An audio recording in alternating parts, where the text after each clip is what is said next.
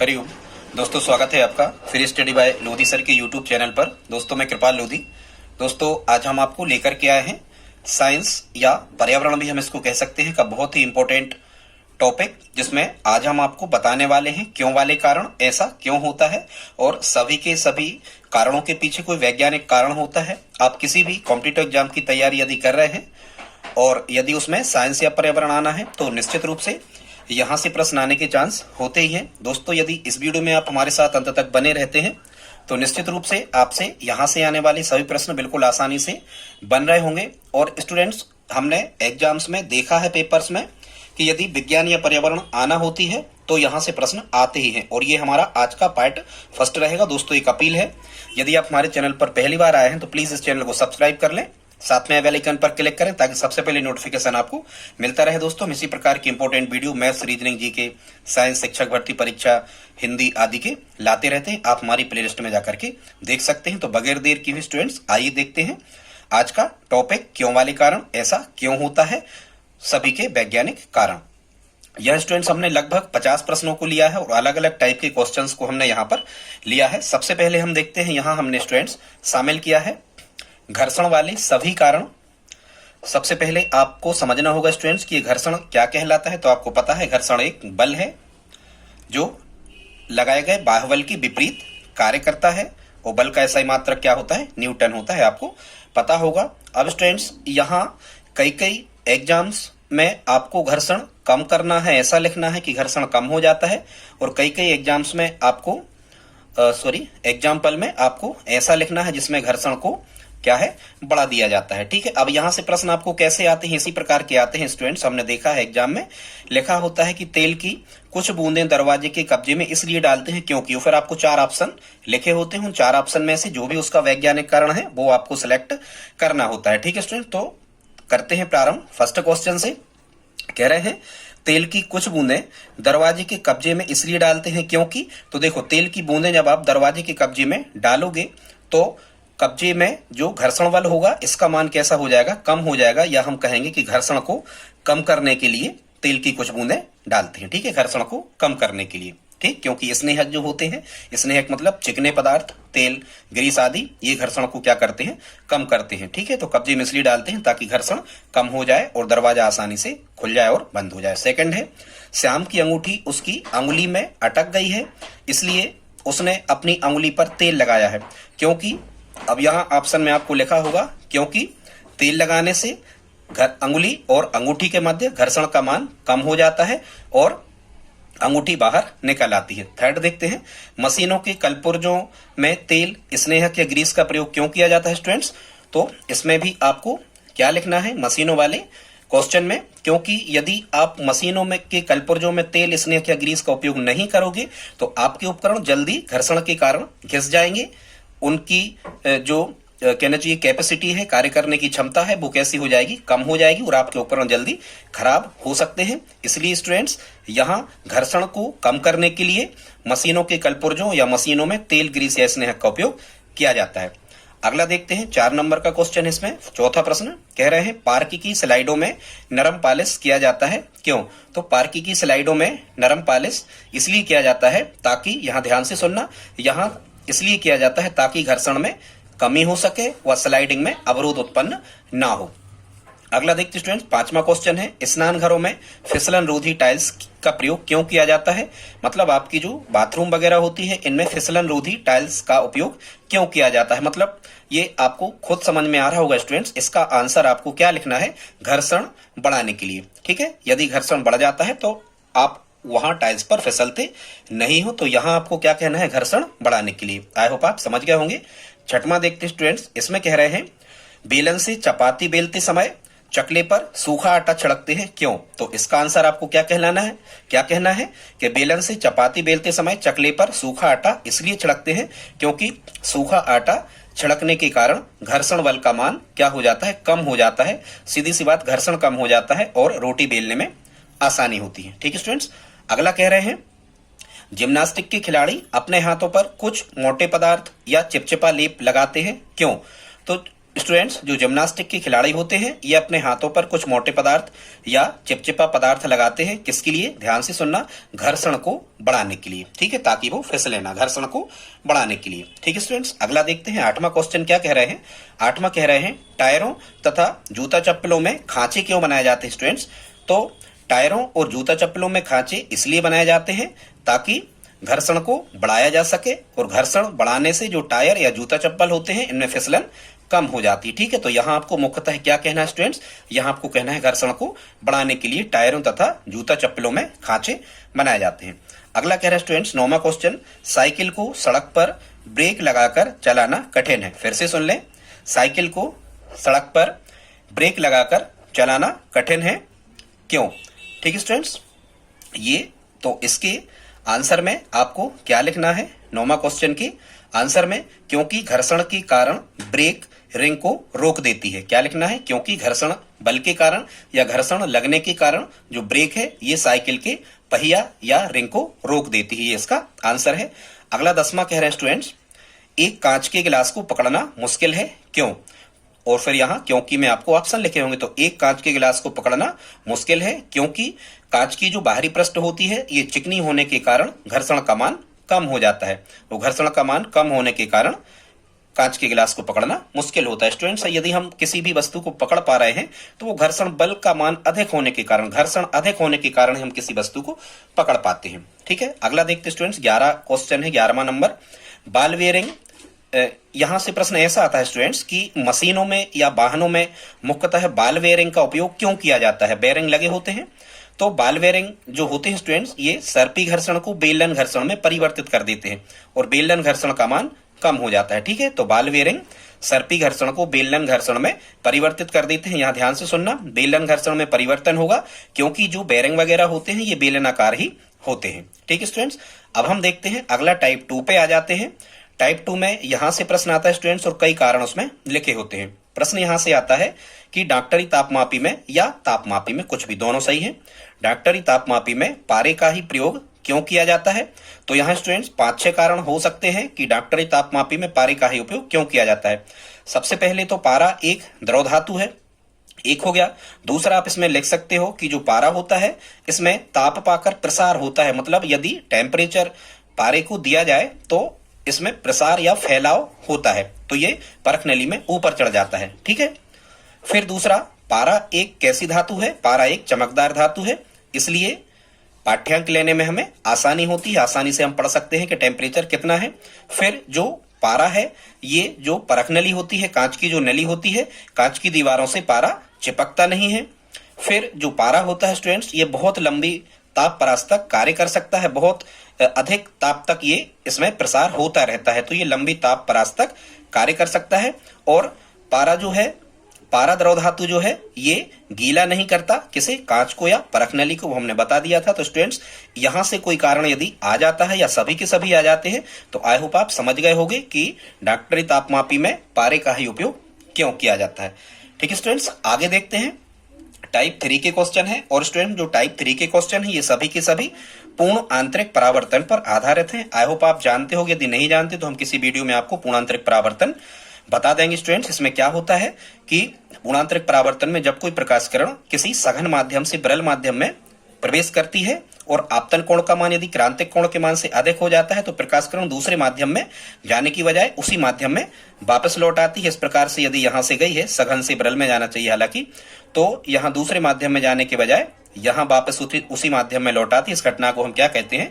पूर्णांतरिक परावर्तन। ठीक है, इसको हम बाद में आपको और विस्तृत समझा देंगे। अभी हाल तो स्टूडेंट्स हम क्या देखते हैं कि पूर्ण आंतरिक परावर्तन पर कौन कौन से एग्जाम्पल आधारित हैं, जिनके ऑप्शन में आपको क्या कहना है कि पूर्ण आंतरिक परावर्तन के कारण, ऐसा आपको कहना है।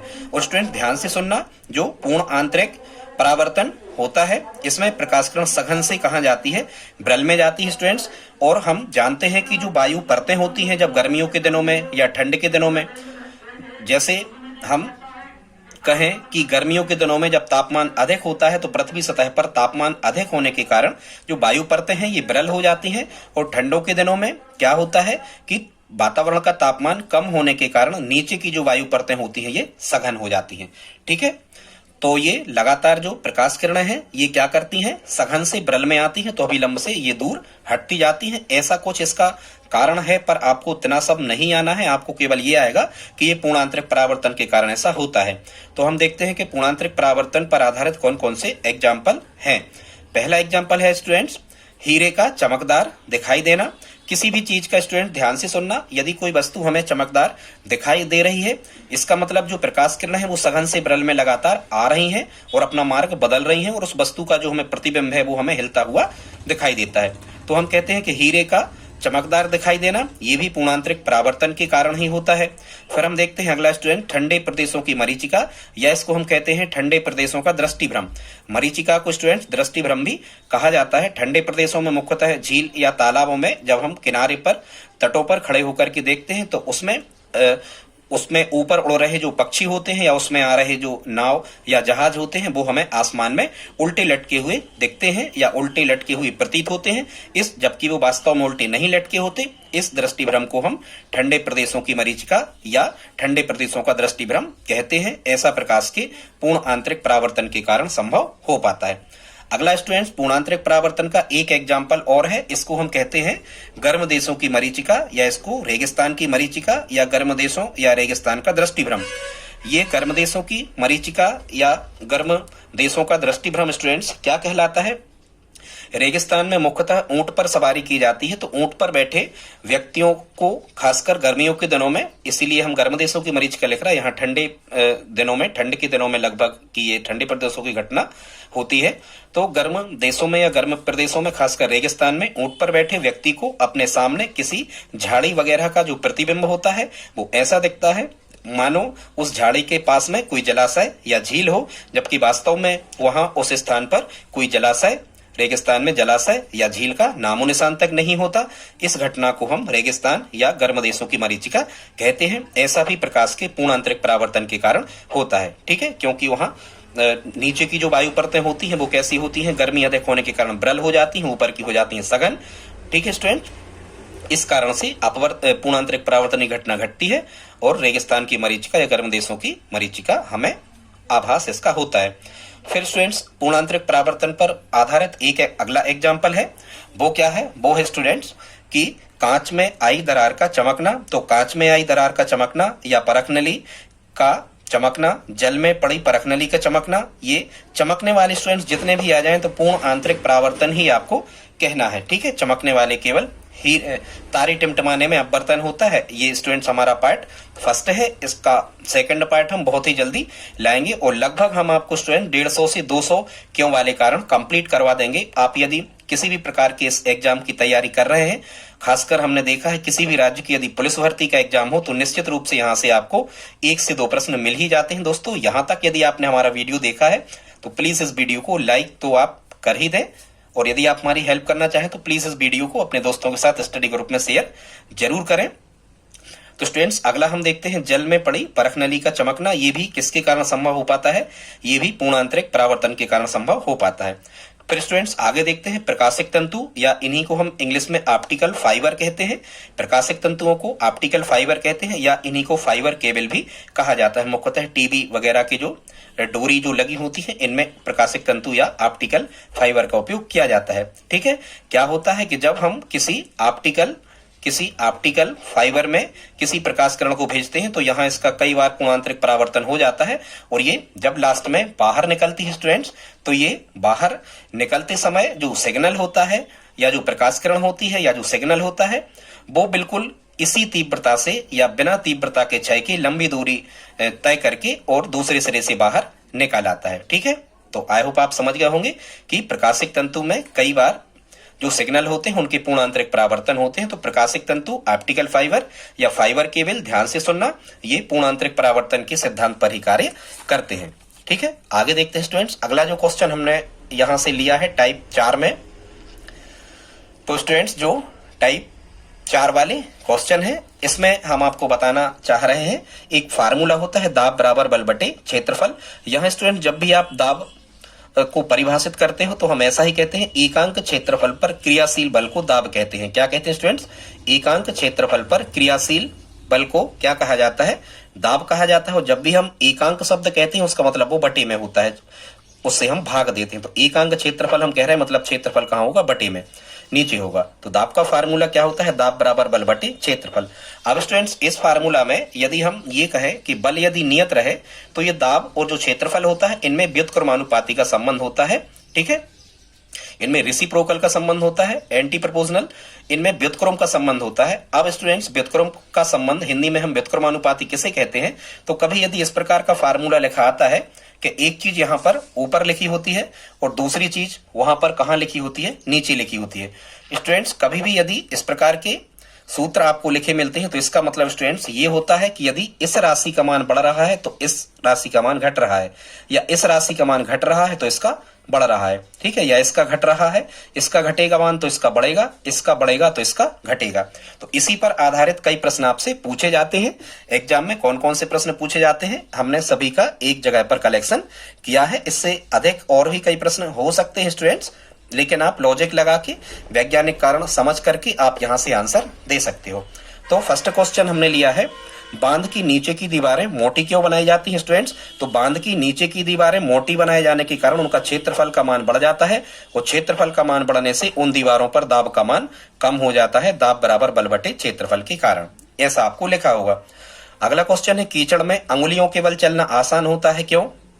तो यहां स्टूडेंट्स कीचड़ में अंगुलियों के बल चलना आसान इसलिए होता है क्योंकि जब आप अंगुलियों के बल चल रहे होते हो तो पंजे का क्षेत्रफल अधिक होता है, जो संपर्क तल है कीचड़ के साथ आपके पैर का।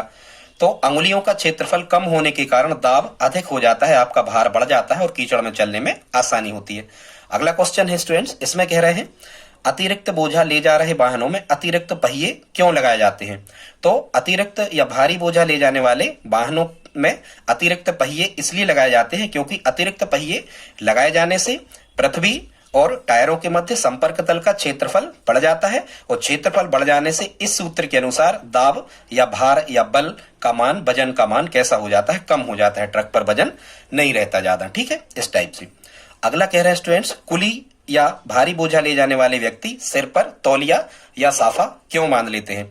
तो देखो, जब कुली या व्यक्ति सिर पर तौलिया या साफा बांध लेते हैं तो सिर का क्षेत्रफल क्या हो जाता है, बढ़ जाता है। सिर का क्षेत्रफल बढ़ने से उन पर लगने वाले दाब या भार या वजन का मान कम हो जाता है। अगला कह रहे हैं, दीवार पर नुकीली कील को ठोकना आसान है कीले की अपेक्षा। तो जो नुकीली कील होती स्टूडेंट्स, तो नुकीली कील की सिरे का क्षेत्रफल कैसा होता है, कम होता है। यदि बल का मान नियत रखा जाए, उतने ही बल कीले पे लगाएं, उतने ही बल किलिया पे यदि हम लगाते हैं कील पर, तो बल नियत होने के बाद भी नुकीली कील का क्षेत्रफल कम होने से दाब अधिक लगता है, इसलिए वो आसानी से दीवार में ठुक जाती है। ठीक है, कील। अब हम देखते हैं स्टूडेंट्स, इसी प्रकार से प्रश्न आता है कि चाकू की धार पतली क्यों बनाई जाती है। वो यही कारण आपको लिखना है कि धार पतली होने से धार का क्षेत्रफल कम होता है, इसलिए कम बल लगाने पर भी दाब का मान बढ़ जाता है। वो तो क्षेत्रफल कम होगा तो दाब बढ़ेगा, क्षेत्रफल बढ़ेगा तो दाब कम होगा, ऐसा आप समझ लेना। अगला कह रहे हैं, भवन की नींव अधिक क्षेत्रफल पर क्यों बनाई जाती है। क्षेत्रफल अधिक होने से दाब कम हो जाता है, भार कम हो जाता है मकान का। सूटकेसों में चौड़े हैंडल क्यों लगाए जाते हैं। चौड़े हैंडल लगाने से क्षेत्रफल बढ़ जाता है, इसलिए उस सूटकेस का भार कम लगने लगता है। तो स्टूडेंट्स हम ये कह रहे थे कि नरम जमीन पर ऊंची एड़ी की जूतों की अपेक्षा समतल जूते पहनकर चलना आसान होता है। क्यों, तो इसका कारण भी आपको वही कहना है स्टूडेंट्स कि यदि समतल जूते होंगे तो समतल जूतों का क्षेत्रफल अधिक होगा, और क्षेत्रफल अधिक होने के कारण आपका भार या आपका जो शरीर का दाब होगा ये कैसा हो जाएगा, कम हो जाएगा। ठीक है स्टूडेंट्स।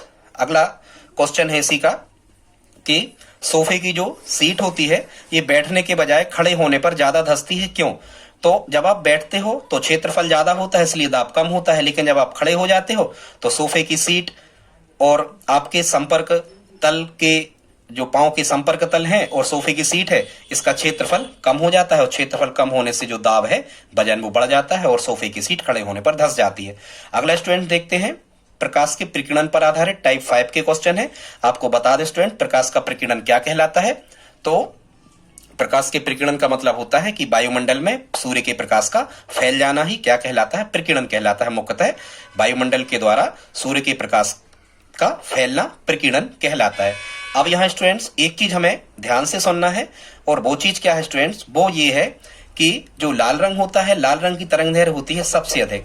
लाल रंग की जो वेवलेंथ होती है, लाल रंग की जो तरंग दैर्घ्य होती है, ये होती है सबसे अधिक। और बैगनी रंग की जो तरंग दैर्घ्य होती है या नीले रंग की जो तरंग दैर्घ्य होती है, ये होती है सबसे कम। ध्यान से सुनना, बिल्कुल इसी फैक्ट पर ये सभी के सभी आंसर हमें देना है। लाल रंग की तरंग दैर्घ्य सर्वाधिक होती है और बैगनी रंग की तरंग दैर्घ्य सबसे कम होती है। और स्टूडेंट्स, एक रेले का प्रकीर्णन नियम है।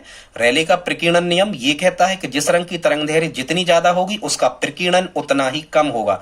फिर से सुन लें, जिस रंग की तरंग दैर्घ्य जितनी अधिक होगी उसका प्रकीर्णन उतना ही कम होगा, और जिस रंग की तरंग दैर्घ्य जितनी कम होती है उसका प्रकीर्णन या फैलाव उतना ही अधिक होता है। तो क्वेश्चन कह रहा है स्टूडेंट टाइप 5 का पांचवा, टाइप 5 का फर्स्ट क्वेश्चन कह रहा है स्वच्छ आकाश का रंग नीला क्यों होता है स्टूडेंट? तो आकाश का रंग नीला इसलिए होता है क्योंकि नीले रंग की जो तरंग दैर्घ्य होती है ये सबसे कम होती है, इसलिए नीले रंग का प्रकीर्णन सबसे ज्यादा होता है और आकाश हमें नीले रंग का दिखाई देता है। अगला कह रहे हैं समुद्र का पानी नीले रंग का क्यों होता है? तो इसका भी कारण बिल्कुल हमें वही लिखना है कि नीले रंग की तरंग दैर्घ्य सबसे कम होने के कारण इस नीले रंग का प्रकीर्णन सबसे अधिक होता है, इसलिए समुद्र का पानी नीला दिखता है। अगला कह रहे हैं खतरे का सिग्नल लाल क्यों होता है स्टूडेंट? तो लाल और नीले के यहां से आपसे प्रश्न बनेंगे। तो खतरे का सिग्नल लाल इसलिए होता है क्योंकि लाल रंग की तरंग दैर्घ्य सबसे ज्यादा होने के कारण इसका प्रकीर्णन कम होता है, इसलिए लाल रंग को बहुत अधिक दूरी से देखा जा सकता है, इसलिए खतरे का सिग्नल लाल होता है। विस्फोटक पदार्थ ले जा रहे वाहनों में लाल रंग के झंडे या कपड़े क्यों लगा दिए जाते हैं? बिल्कुल इसी कारण से, लाल रंग की तरंग दैर्घ्य अधिक होने के कारण या लाल रंग की तरंग दैर्घ्य सर्वाधिक होने के कारण इसका प्रकीर्णन कम होता है, इसलिए लाल रंग को बहुत दूरी से देखा जा सकता है। ठीक है, इसलिए लाल रंग का उपयोग होता है लाइट के सिग्नलों में भी, ट्रैफिक लाइट की। ठीक है, ये सभी कारण आपको बिल्कुल वही लिखना है। एक और हम आपको बता दे रहे हैं, अंतरिक्ष यात्री को चंद्रमा से आकाश काला क्यों दिखता है? जरा ध्यान से सुने स्टूडेंट्स, ये छठवां क्वेश्चन। अंतरिक्ष यात्री को चंद्रमा से जो आकाश है ये काला इसलिए दिखता है क्योंकि आपको पता होना चाहिए स्टूडेंट, चंद्रमा पर वायुमंडल नहीं है। और तो इसका कारण आप क्या लिखोगे कि चंद्रमा पर वायुमंडल नहीं होने के कारण चंद्रमा पर प्रकाश का प्रकीर्णन नहीं होता, इसलिए चंद्रमा पर प्रकाश का प्रकीर्णन ना होने के कारण जो आकाश है वो कैसे रंग का दिखता है स्टूडेंट? आकाश हमें कैसे रंग का दिखता है? काले रंग का। आई होप आप समझ गए होंगे। यदि नहीं समझे तो फिर से समझ लें, या ठीक है बन जाएगा। और आप हमें स्टूडेंट कमेंट बॉक्स में जरूर लिखें कि आज का वीडियो आपको कैसा लगा। ठीक है, आगे देखते हैं। टाइप 6 में वस्तुओं के द्रव में डूबने या तैरने का कारण क्या होता है स्टूडेंट्स?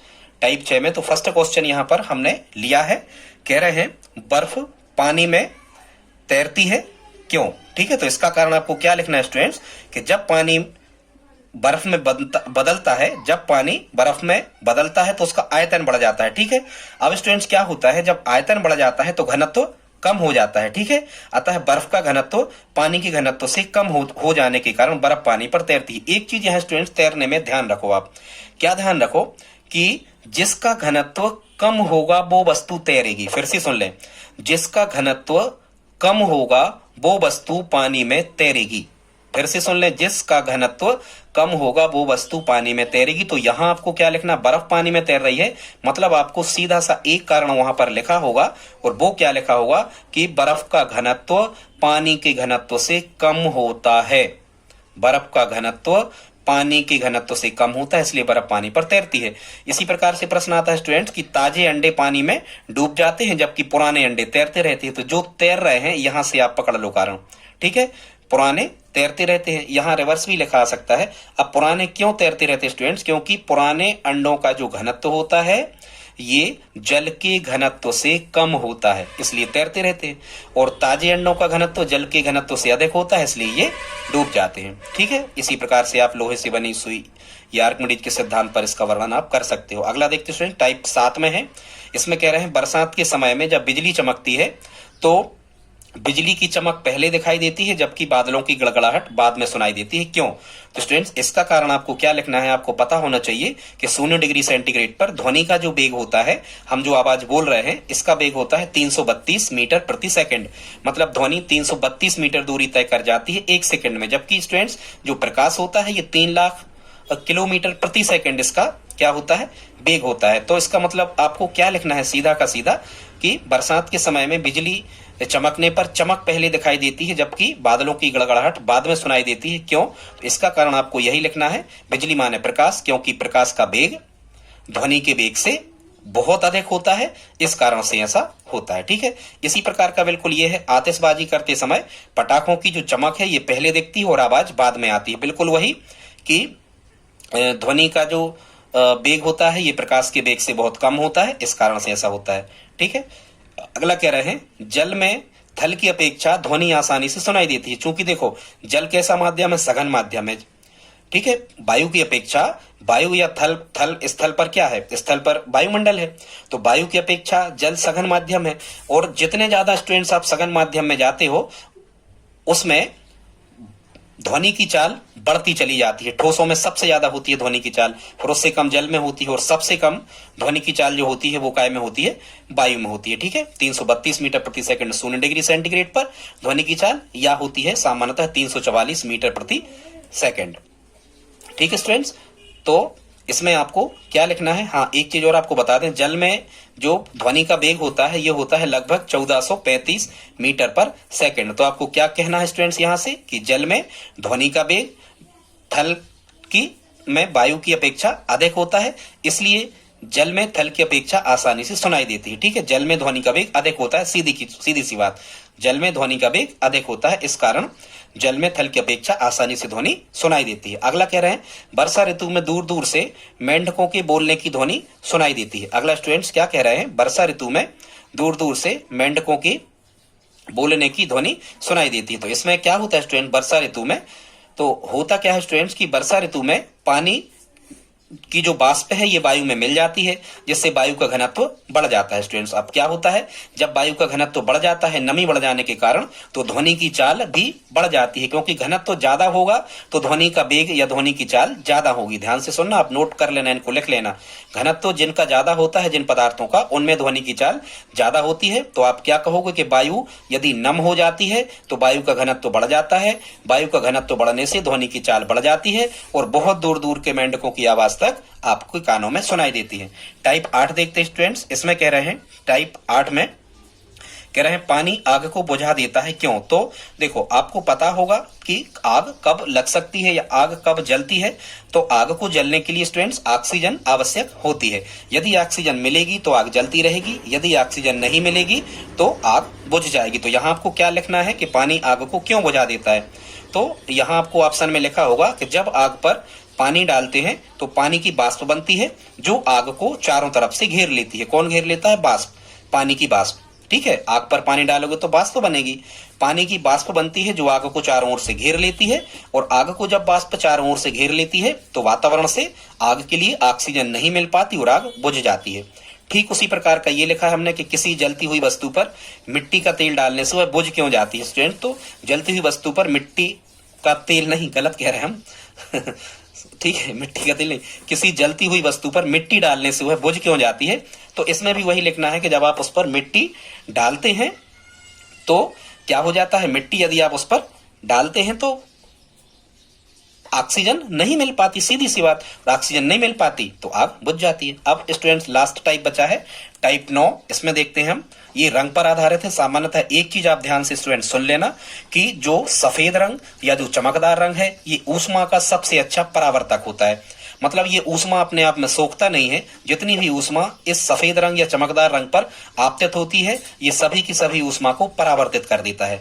और जो काले रंग होते हैं ये ऊष्मा के सबसे अच्छे अवशोषक होते हैं।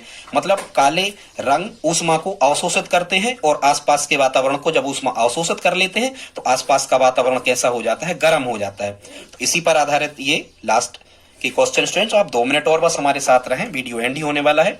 कह रहे हैं 9 टाइप का जो फर्स्ट क्वेश्चन है, सामान्यतः घरों को चमकदार रंग से पोता जाता है, क्यों?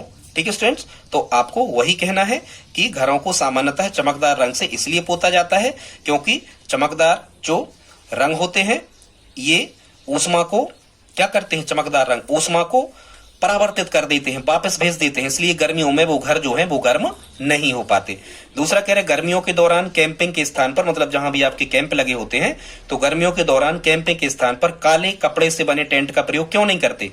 स्टूडेंट्स, और ये हमने प्रश्नों का सिलेक्शन किया है, ये आपको साफ साफ बता दें, ये एमपी पुलिस भर्ती के जो 2016 और 17 के टेस्ट हैं उनमें क्यों वाले कारण हमने इकट्ठे यहाँ पर किए हैं। पार्ट 2 भी हम जल्दी इसका लाएंगे, 50 से 60 कारण हम उसमें भी आपको बताएंगे। ठीक है, लाइक तो आप कर ही दें दोस्तों यदि यहाँ तक आपने हमारा वीडियो देखा है तो क्या कह रहे हैं, गर्मियों के दौरान कैंपिंग के स्थान पर काले कपड़े से बने टेंट का प्रयोग नहीं करते। वो इसलिए नहीं करते हैं क्योंकि काले रंग ऊष्मा के अच्छे अवशोषक होते हैं। यदि गर्मियों के दिनों में काले रंग के कपड़े से बने टेंट का उपयोग करोगे तो आसपास का वातावरण गर्म हो जाएगा और आपको गर्मी लगेगी। इस कारण से हमारे घरों के श्रृंगार कक्ष में पीछे चांदी लगे दर्पणों का उपयोग क्यों किया जाता है। ठीक है, तो इसमें आपको क्या कहना है स्टूडेंट्स कि जो चांदी होती है, चांदी की जो सतह होती है, ये प्रकाश का अच्छा परावर्तक है। मतलब प्रकाश सबसे ज्यादा परावर्तित करती है चांदी की सतह। चांदी की सतह प्रकाश का अच्छा परावर्तक है, इसलिए पूरे प्रकाश का परावर्तन हो जाता है और हमें अपना प्रतिबिंब आसानी से दिख जाता है। अगला कह रहा है, गर्मियों में व्यक्ति सफेद कपड़े व ठंडों में गर्म कपड़े क्यों पहनते हैं। बिल्कुल वही, गर्मियों में सफेद पहनते हैं क्योंकि सफेद रंग ऊष्मा का अच्छा उत्सर्जक होता है, इसलिए गर्मी नहीं लगती सफेद कपड़े पहनने से। और ठंडों में यहाँ गर्म लिखा है, ठंडों में यहाँ लिखा होना था, ठंडों में काले कपड़े क्यों पहनते हैं, क्योंकि काला रंग ऊष्मा का अच्छा अवशोषक होता है, इसलिए आपके आसपास का वातावरण गर्म हो जाता है, आपको ठंड नहीं लगती, इसलिए ठंडों में हम काले कपड़े पहनते हैं। अगला कह रहे हैं स्टूडेंट, लास्ट आज का क्वेश्चन है, सूर्य के प्रकाश में जो घास हम देखते हैं वो हरी ही दिखती है, परंतु हम लाल रंग के प्रकाश में यदि घास को देखें तो फिर वो हमें काली क्यों दिखाई देती है। ठीक है स्टूडेंट्स, तो इसका कारण हमें ये लिखना है कि लाल प्रकाश में देखने पर वह लाल रंग को अवशोषित कर लेती है। फिर से सुने, लाल प्रकाश में देखने पर वह लाल रंग को अवशोषित कर लेती है और किसी भी रंग का परावर्तन नहीं होता, इसलिए वह लाल रंग के प्रकाश में हमें काली दिखाई देती है। ध्यान से सुनना, वस्तु हमें क्यों दिखाई देती हैं, परावर्तन की घटना के कारण दिखाई देती हैं। सूर्य का प्रकाश 7 रंगों से मिलकर के बना होता है, कोई वस्तु जिस रंग को परावर्तित करती है वह वस्तु हमें उसी रंग की दिखाई देती है, बाकी 6 रंगों को सोख लेती है। इसके कारण में आपको क्या कहना है, इसमें आपको यह कहना है कि लाल प्रकाश में देखने पर वह लाल रंग को अवशोषित कर लेती है और किसी भी रंग का परावर्तन नहीं होता, इसलिए वह काली दिखाई देती है। दोस्तों, वीडियो अच्छा लगा तो प्लीज आप लाइक करें, कमेंट करें और यदि आप हमारी हेल्प करना चाहें तो प्लीज इस वीडियो को अपने दोस्तों के साथ स्टडी ग्रुप में शेयर जरूर करें। मिलते हैं अगली वीडियो में, तब तक के लिए जय हिंद जय भारत।